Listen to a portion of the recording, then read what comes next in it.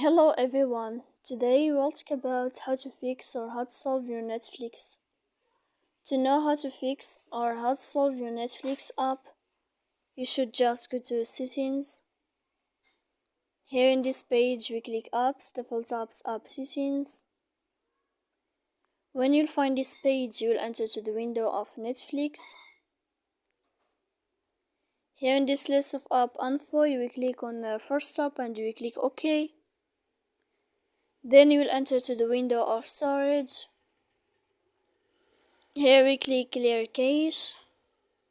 Don't click clear data because that can cause you errors on your app. And in the end of all these steps, then you can turn off your phone. So please don't forget to support us by like and subscribe. See you next time in another video, and thank you for your attention.